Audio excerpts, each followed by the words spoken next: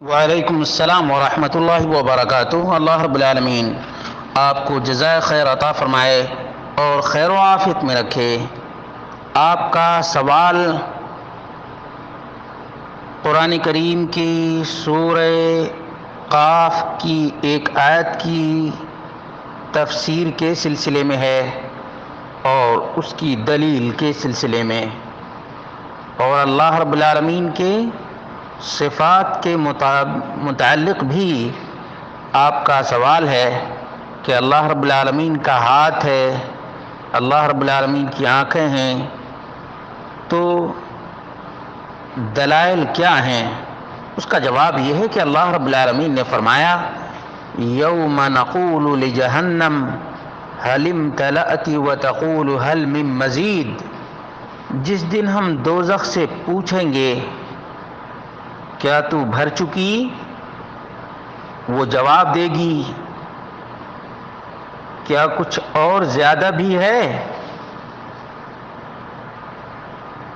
تو اللہ کے رسول صلی اللہ علیہ وسلم نے فرمایا وضع الرحمن قدمہ فیہا،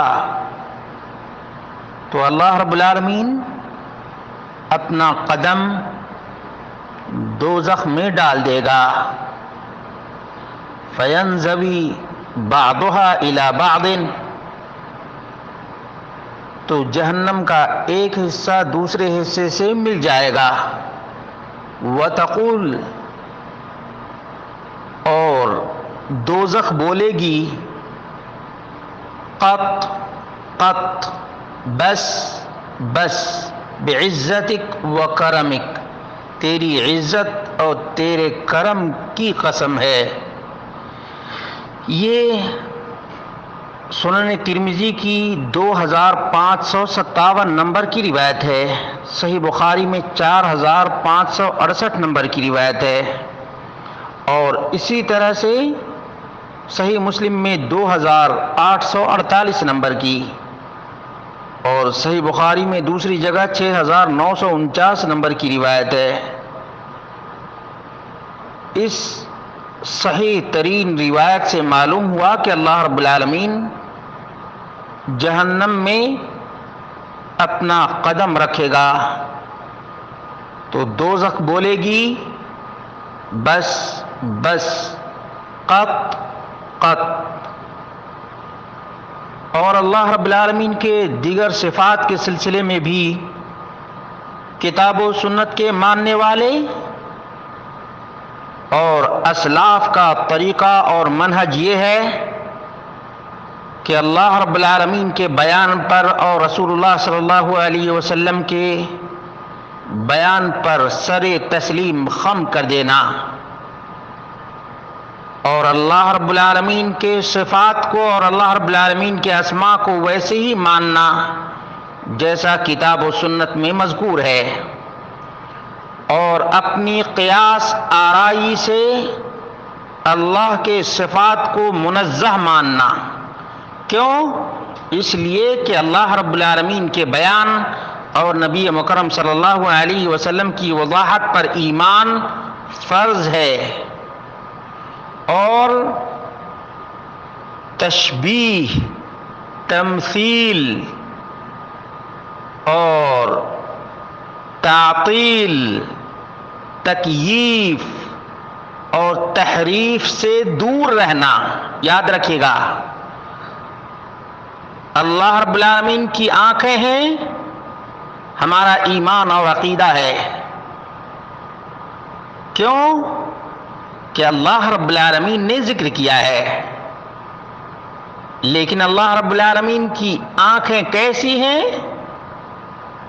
ہمیں اس کے بارے میں غور و خوض کرنے کی ضرورت نہیں، اس لیے کہ غیب ہے، اور غیب پر ہمارا ایمان ہونا چاہیے، ہمارا ایمان ہونا چاہیے۔ جو کچھ اللہ رب العالمین نے ذکر کر دیا ہے وہ حق ہے، وہ سچ ہے اور صداقت پر مبنی ہے، اور جو کچھ اللہ کے رسول صلی اللہ علیہ وسلم نے اللہ رب العالمین کے بارے میں بیان کیا ہے وہ بھی حق ہے، سچ ہے، مبنی بر صداقت ہے، اس لیے ہمارا اس پر بھی ایمان ہے۔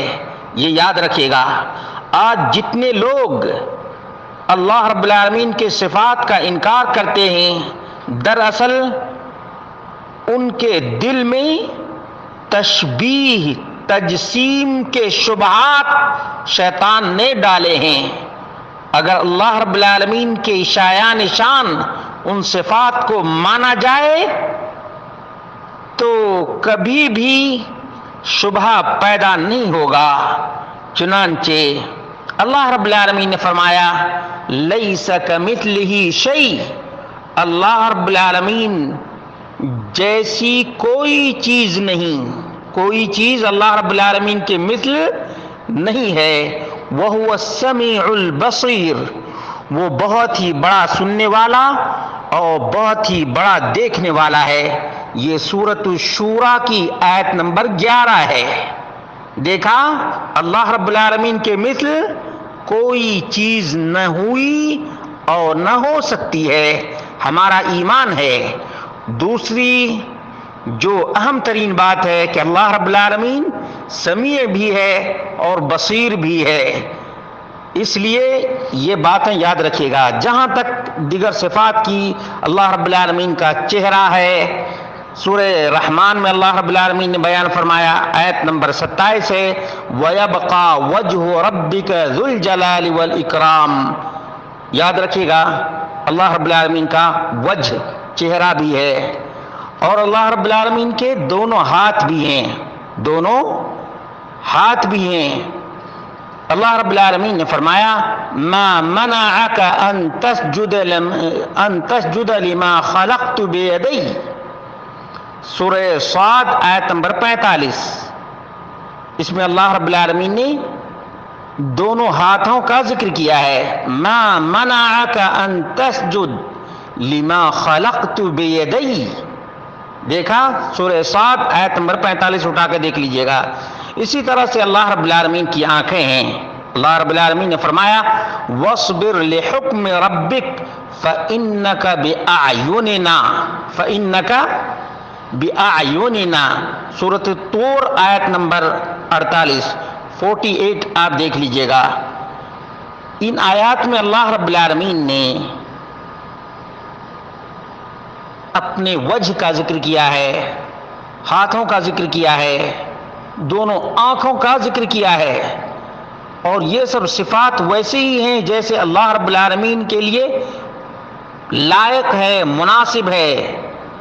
ایسا نہیں جیسے مخلوق کی آنکھیں ہیں، مخلوق کے ہاتھ ہیں، مخلوق کا چہرہ ہے، نعوذ باللہ من ذالک۔ جو کچھ اللہ رب العالمین نے ذکر کیا ہے ہمارا ایمان اور ہمارا عقیدہ ہے، اسلاف کا یہ عقیدہ ہے، اہل سنت والجماعت کا یہ عقیدہ ہے۔ اس لیے اس سلسلے میں جو لوگ ٹامک ٹوئیاں مارتے ہیں اور پھر اس کا نتیجہ انکار اور الحاد ہوتا ہے، تعطیل ہے، پہلے تشبیہ تجسیم کرتے ہیں، اس کے بعد تعطیل کرتے ہیں، الحاد کرتے ہیں اور انکار کرتے ہیں۔ ہمارا ایمان قرآن و سنت پر ویسے ہی ہے۔ پیران پیر عبد القادر الجیلانی البغدادی کا بھی یہی عقیدہ ہے کہ ہم کتاب و سنت سے باہر نہیں جاتے، ہمارا ایمان ہے فَنُؤْمِنُ بِمَا فِي كِتَابِ اللَّهِ وَسُنَّةِ رَسُولِهِ۔ یہی ہے عبد القادر الجیلانی البغدادی کا بھی عقیدہ۔ جو لوگ اللہ رب العالمین کی صفات کا انکار کرتے ہیں یا تعطیل کرتے ہیں، یہ تمام کے تمام پہلے تشبیہ دیتے ہیں اور تجسیم کرتے ہیں، اور پھر شیطان ان کو ورغلاتا ہے اللہ رب العالمین کے صفات کا، اللہ رب العالمین کے ید کا، ہاتھ کا، آنکھ کا، وجہ کا انکار کرتے ہیں۔ اللہ رب العالمین ان سب کو بصیرت عطا فرمائے۔ اسی طرح سے اللہ کے رسول صلی اللہ علیہ وسلم نے فرمایا ان ربکم لیس بأعور، لیس بأعور، کہ اللہ رب العالمین کی آنکھیں ہیں، اور جو دجال آئے گا وہ کانا دجال ہوگا، کانا دجال۔ اسی سے پہچان میں آ جائے گا کہ یہ جو خدائی کا دعویٰ کر رہا ہے دجال، یہ فراڈ اور فریب، عیاری اور مکاری ہے۔ صحیح بخاری حدیث نمبر 3057 اور صحیح مسلم حدیث نمبر 274 ہے۔ معلوم یہ ہوا کہ کتاب و سنت میں جو کچھ مذکور ہے ہمارا اس پر ایمان اور ہمارا عقیدہ ہے۔ جو لوگ اللہ رب العالمین کے صفات کا انکار کرتے ہیں انہیں اللہ رب العالمین سے ڈرنا چاہیے، قرآن و سنت کو من وعن تسلیم کرنا چاہیے اور اپنی تک بندی اس میں نہیں لگانی چاہیے۔ تک بندی ہی کا نتیجہ تجسیم ہے، تشبیہ ہے، تمثیل ہے، اور پھر اس کا رزلٹ کیا ہے؟ تعطیل ہے، الحاد ہے اور زندقہ ہے۔ اللہ رب العالمین ہمیں تشبیہ، تجسیم اور تعطیل، تمثیل سے محفوظ رکھے اور کتاب و سنت میں مذکور اللہ رب العالمین کے اسماء اور صفات کو من وعن تسلیم کرنے کی توفیق عطا فرمائے۔